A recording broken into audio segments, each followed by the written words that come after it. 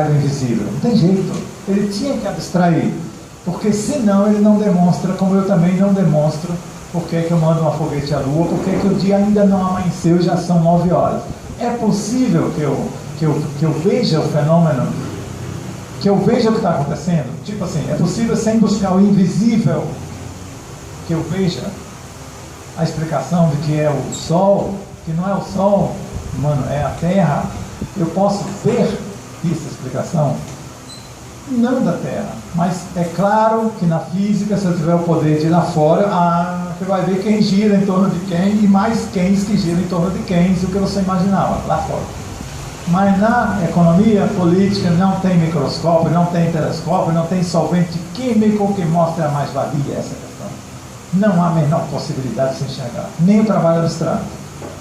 No entanto, sem a ideia de trabalho abstrato, você não explica a troca, não explica a mercadoria, não explica o dinheiro, não explica a riqueza, não explica a tendência do capitalismo a se decompor. Que lá na ponta vai ser uma lei que sintetiza todas essas contradições, a galope. Então, por isso que eu não estou defendendo que Marx tem que ser difícil, estou explicando que ele tem que ser abstrato. Porque se ele não mostrar o que o capitalista não quer ver e o que o operário não consegue ver, aí ele não vai mostrar o segredo mais bem escondido do sistema capitalista, que se chama mais-valia, ou sobre-trabalho, ou plus-trabalho, ou mais-valor, como quiser chamar. A nova riqueza que o trabalhador cria na padaria é chamada de mais-valia. Então, isso é em defesa de que Karl Marx precisava ser abstrato. Outra coisa que eu tinha falado aqui. Quando eu falei que ser invisível não quer dizer que não existe, então tem uma questão chave que é a seguinte. Por exemplo, a mais-valia é fruto de uma relação social no chão de fábrica, certo? Uma relação de coação e violência. Tudo bem, que o operário nem percebe assim, mas enfim, é a velha e tradicional relação de classe no chão de fábrica. Esta relação cria mais-valia, certo? Tudo bem. Você consegue ver uma relação social? Você consegue ver uma relação de classe? Você consegue pegar no amor? Você consegue pegar na relação social que está firmada entre nós aqui? Não. Mas ela existe. Eu tenho certeza. Eu me sinto muito bem falando com vocês. Sinto que está se estabelecendo uma relação imaterial. Eu não posso pegar. Porém, objetiva. Então, Marx é materialista ao ponto de que ninguém pense que ele ia falar de fantasia na vida social, do ponto de vista de invenção, ficção, etc.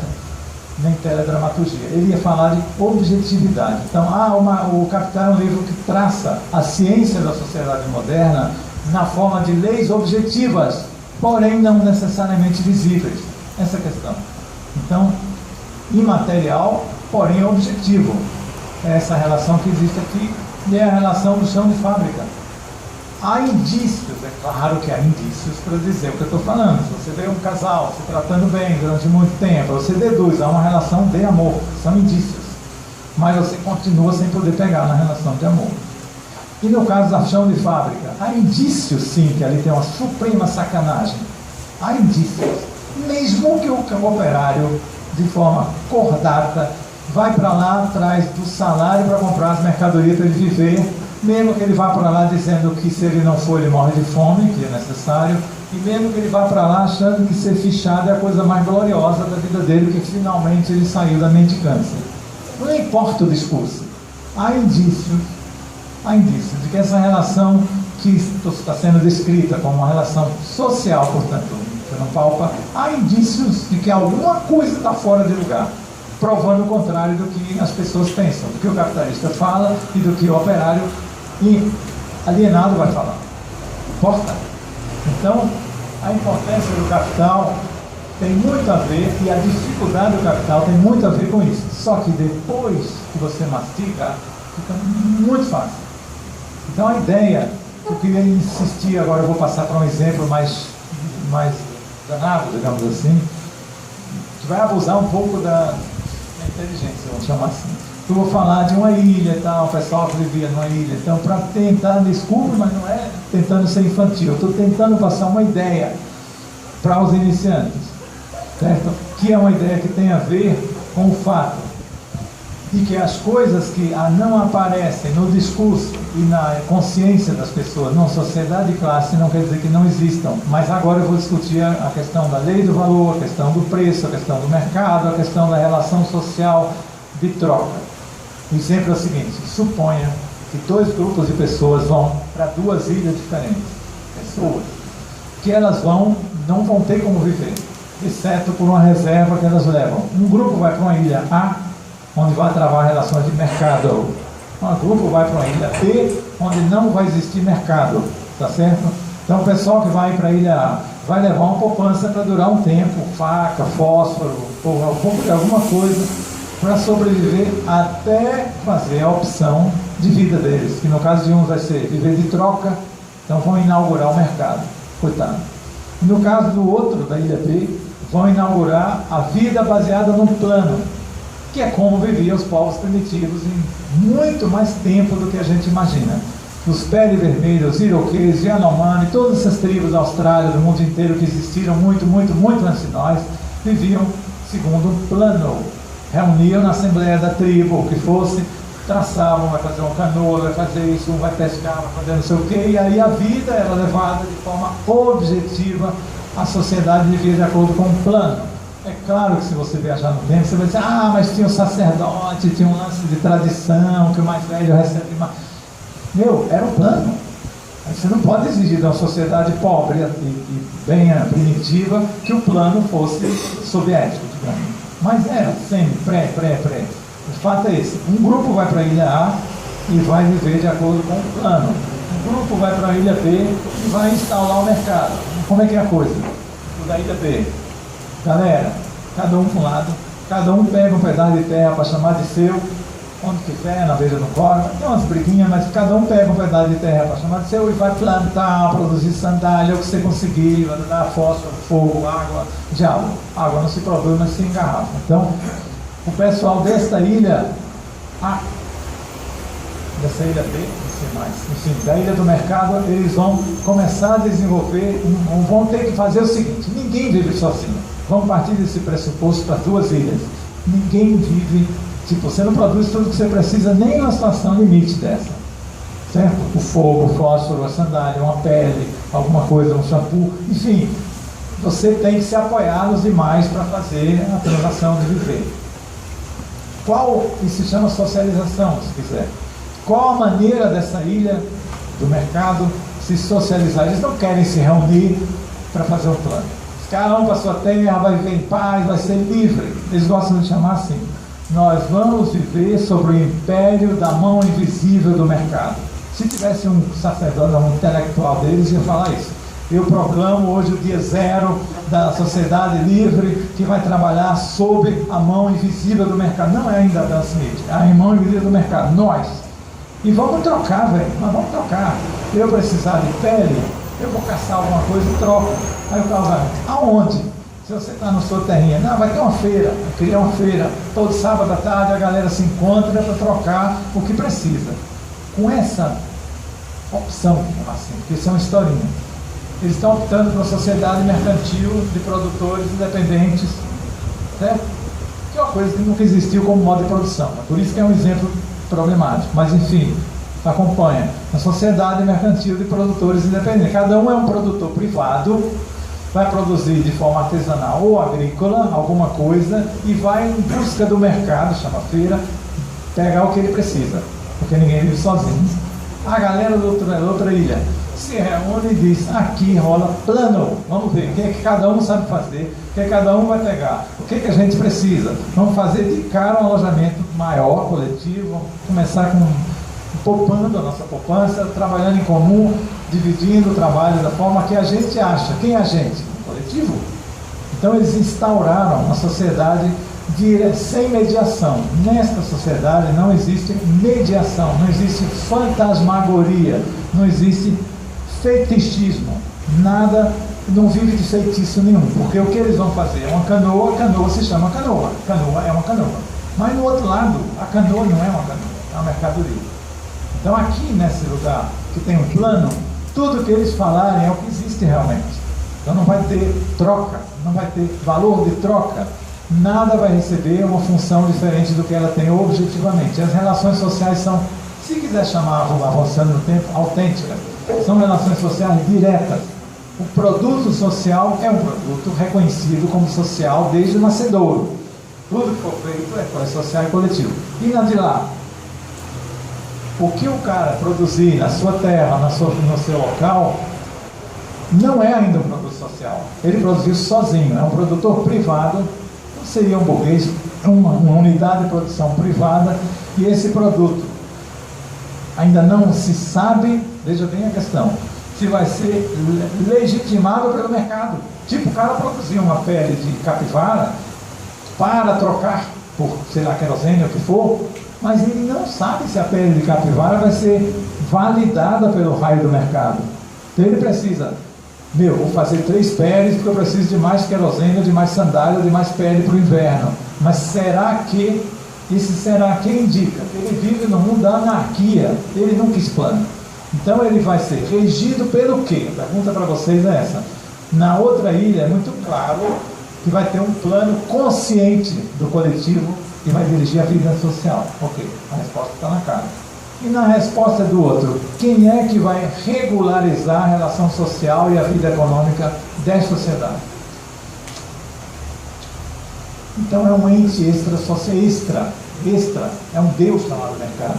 Porque o cara que produzia a pele de capivara, coitado, o porco, ele não sabe se o porco dele é um porco que vai ser aceito pelo mercado, ou se vai ficar relegado à condição de subporco ou de somente porco. Porque ele vai chegar na feira e vai dizer, gente, eu trouxe aqui 3 porquinhos e quero trocar por pele. O pessoal vai lá, porquinho eu não preciso, porque tipo, já tem peixe, sei lá o quê. Então o mercado rejeitou. Não é o porco, a mercadoria dele. O drama dele é que o porco dele é mercadoria. Essa é a encrenca.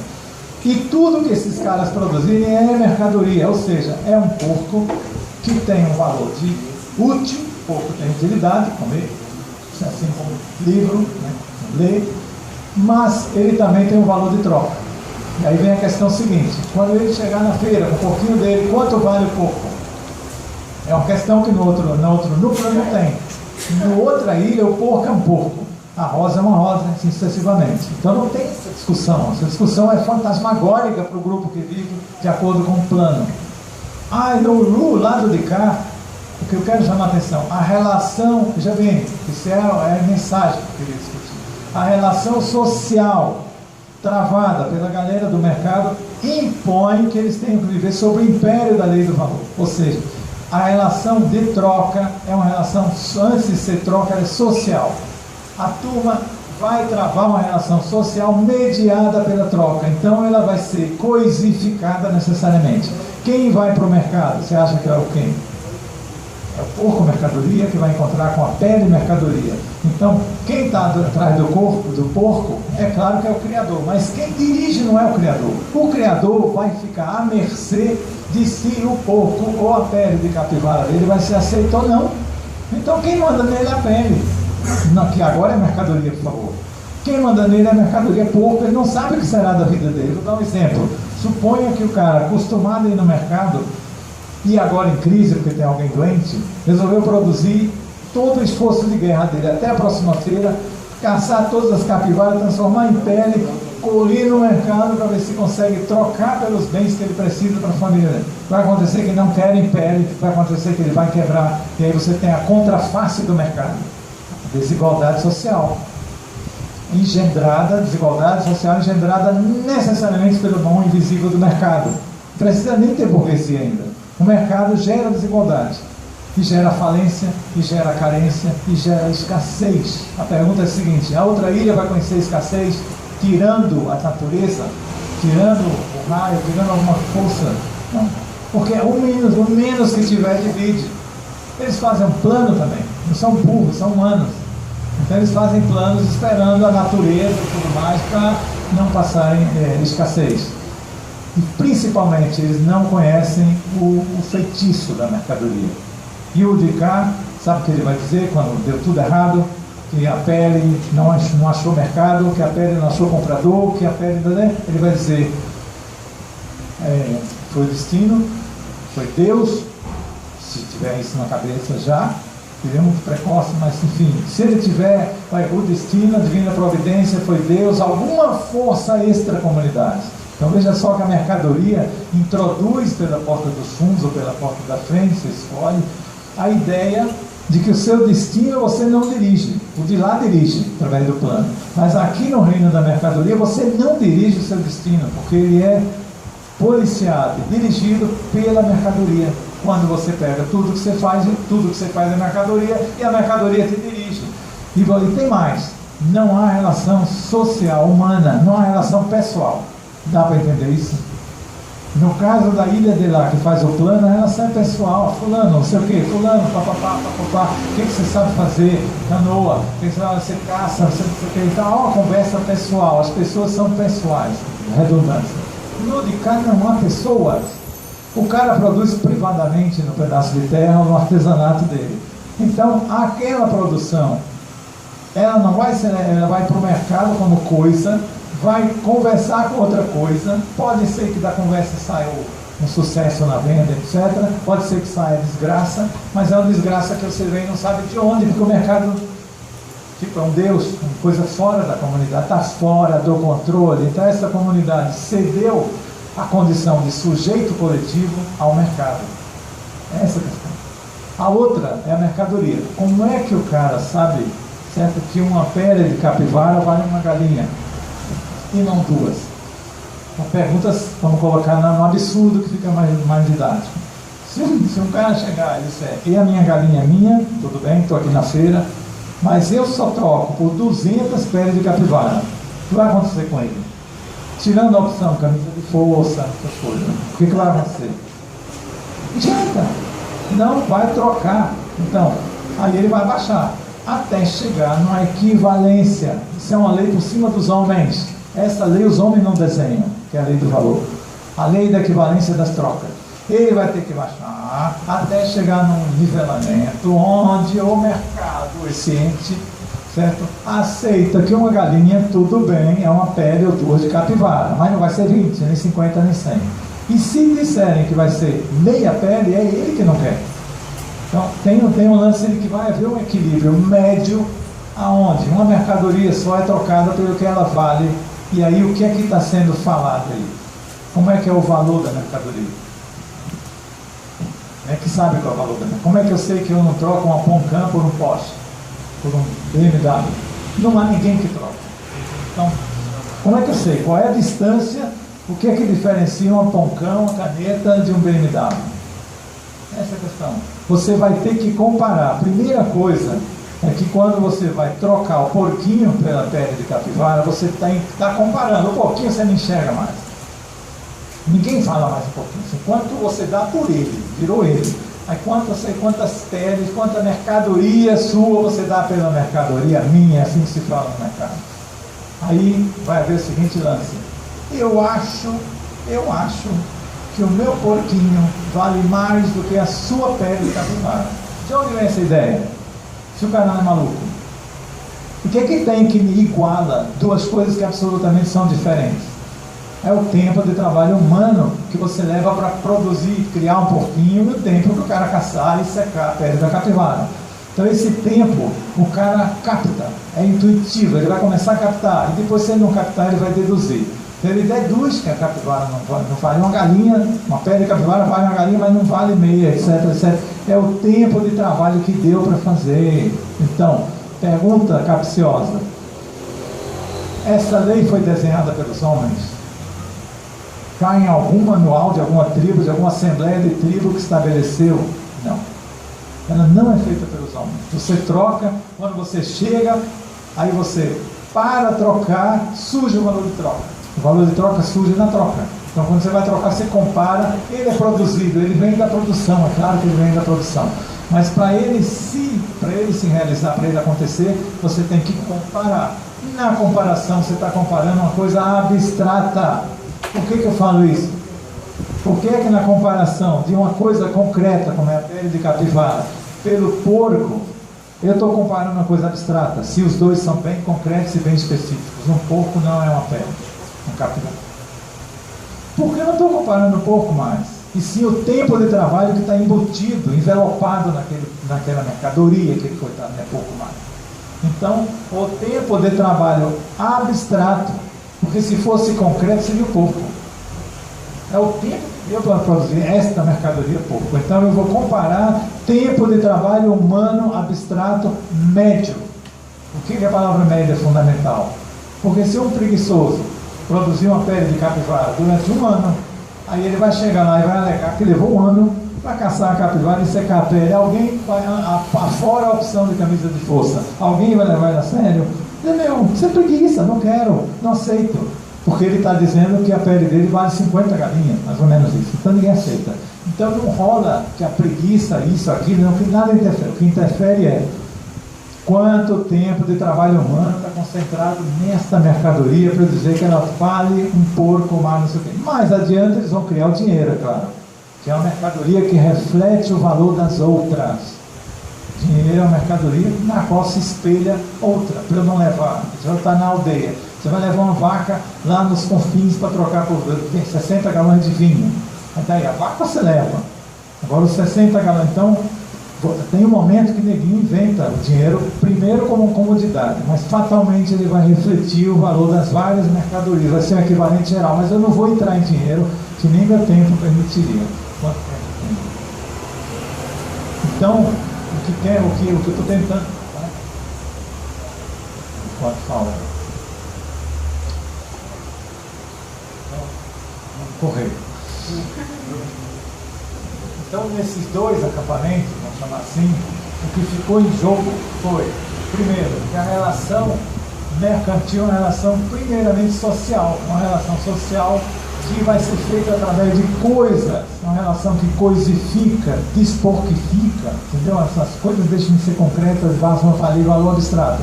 Nesse tipo de relação, um crápula pode virar um homem de bem. Naquele acampamento de lá é impossível, quase, basicamente impossível. Não que exista tarada, nem psicopata, não é isso que eu estou falando. Falando que aqui, na sociedade de mercado, se o cara tiver 1000 porquinhos, pensa, num lugar que ninguém tem, ele pode ser bandido, serial killer, estuprador coletivo, ele é um homem de bem, porque quem é intocável, é um mafioso, em toda forma. E em resumo, assim, o mercado permite que as pessoas sejam medidas não pelo que elas são, mas pelo que elas têm como mercadoria. No caso do plano, da Ilha do Plano, não tem chance. Está numa assembleia, o cara se levanta, eu quero isso. Não pode ser eu quero isso, é nós. Ele tem que conjugar o verbo no plural. Então, dito isso, a gente pode passar para uma discussão um pouco diferente, que é assim, a relação na fábrica, a questão da definição do lucro e a questão da definição do que é classe operária, o que é burguesia, essa coisa toda.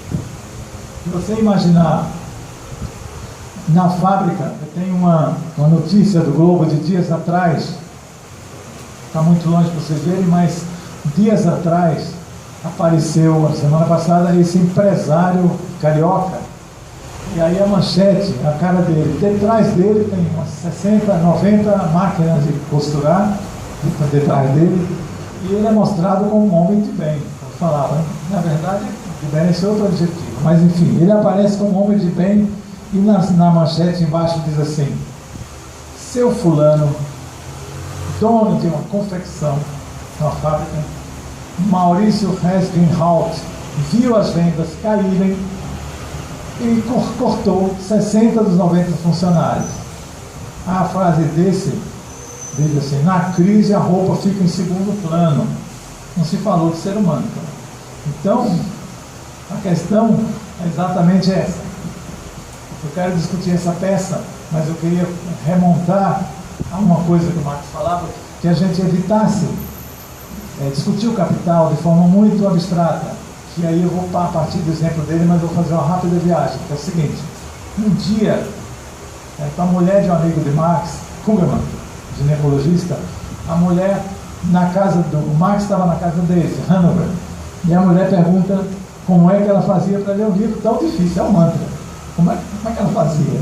E aí Marx responde, começa pelo capítulo 24, do primeiro volume, que é sobre a acumulação primitiva do capital. Então, começa por esse capítulo e os que estão próximos, porque são os capítulos históricos, quando você discute o que você vê, não a parte submersa. Você vê. Então vai discutir jornada de trabalho, maquinário, cooperação, manufatura, divisão do trabalho e a questão básica de como que surge o primeiro capitalista, como que surge a classe operária. Então esse capítulo é uma narrativa quase cinematográfica, espiando sangue, lama, como ele fala, por todo lado, mas é uma narrativa daquela figura do capitalista primitivo. Porque a pergunta é mais ou menos o que ele vai responder nesse capítulo, depois eu chego nessa figura. O que ele vai responder nesse capítulo é o seguinte: o capitalismo não pode surgir, é uma contradição lógica dizer que o capitalismo surge do próprio capitalismo.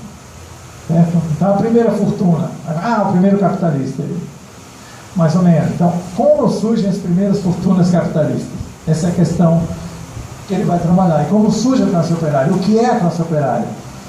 E aí a história é bem diferente da que nos contaram. O que eles contam? Que eles, Locke, Adam Smith, muita gente respeitada na academia, mas curiosamente a história desses caras que eu falei agora é a seguinte: um belo dia, isso para explicar a origem do capitalismo e dos capitalistas, existia o diligente, que é o cara trabalhador, e o preguiçoso. Tipo, por isso que a gente chegou nessa merda. Fala assim. Por isso que a gente chegou onde nós estamos. Por quê? No início, existiam os carinhas que não queriam trabalhar e existiam os dirigentes que poupavam. Esses viraram os capitalistas que hoje podem até viver sem trabalhar. Mas agora existe os de baixo, a galera do trabalho, que ali, tá vendo? Então, tipo, não tinha vontade de trabalhar, era preguiça. Eu estou fazendo de forma hilária, mas está muito respeitavelmente escrito no livro de Adam Smith, do Locke também, de outros, mas de muita gente moderna, empresário, que continua falando que o cara é pobre porque é preguiçoso. O que Marx vai falar? Minha história é completamente outra. O capitalismo, olha só, nunca, até a origem do capitalismo, nunca existiu trabalhador livre, que todo mundo vivia por conta própria. Ou vivia na terra, do feudo, ou escravo. Ninguém está dizendo que vivia bem. Falando que vivia do próprio trabalho. Ele tinha um modo de viver, ou como pequeno camponês, ou pequeno artesão. Mas não existia o trabalhador livre, aspas. Tipo, o que é livre? Se o cara não for contratado por alguém, ele morre de fome. Livre é isso. É livre de qualquer riqueza, de qualquer modo de trabalho próprio. Ele não tem como viver, ele morre de fome se não der emprego para ele, no caso do capitalista. Então, nunca existiu essa massa humana livre. Também não existia indústria, claro, etc. Existiam os homens presos à terra. Sempre quando a terra mudava de dono, os homens iam com a terra. Certo? O que vai acontecer no século em que a Inglaterra vai se afirmar como mãe, pátria do capitalismo, é o que o Marx chama de guerra civil prolongada, cruel e sem trégua contra a classe trabalhadora para desapropriar os camponeses, que eram os trabalhadores, desapropriar os artesãos e deixar todo mundo como vagabundo, como sem opção para viver. Então, a classe trabalhadora, não existia a cultura do trabalho, que a gente vai, levanta, vai para fora, não existia. Então, foi guerra civil mesmo, que eles tomam as terras.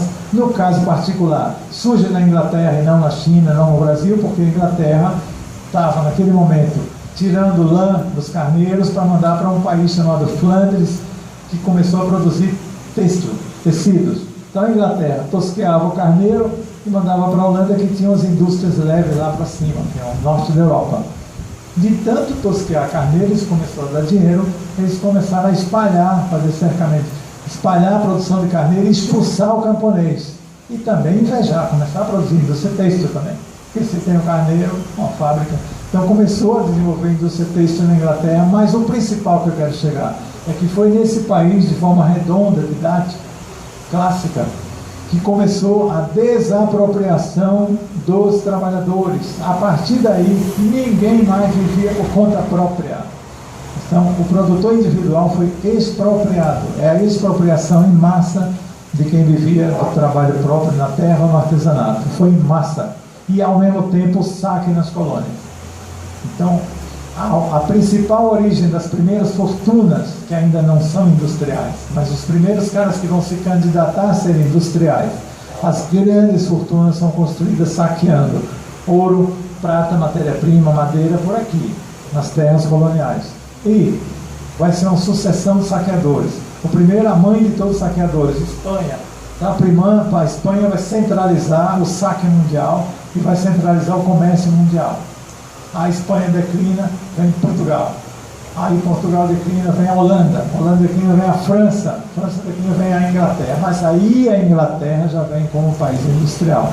Aí ela já está um pouco querendo que o escravo vire operário para consumir a mercadoria inglesa. Mas os anteriores todos, essas pátrias do saque, portanto, esses capitalistas comerciais vão ser os que vão acumular riqueza no saque. Eu estou falando saque, nada sério, foi na absoluta violência contra os povos originários, aqui na África, na Ásia, na Austrália, a devastação desses povos para levar riqueza para a Europa, que foi a matriz das grandes fortunas dos primeiros capitalistas. Só que não adiantava ter só a fortuna, porque houve capitalistas comerciais em outros países.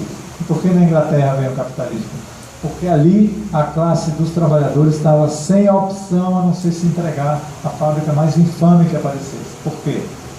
O rei Henrique VII, VIII, toda essa dinastia mandava prender, era proibido não trabalhar.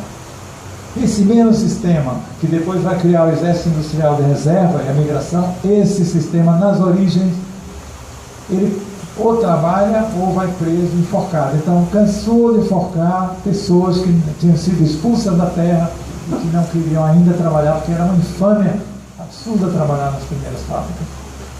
Então, neste caso, o capitalismo criou a classe trabalhadora desterrando, confiscando, expropriando e criou as primeiras fortunas saqueando.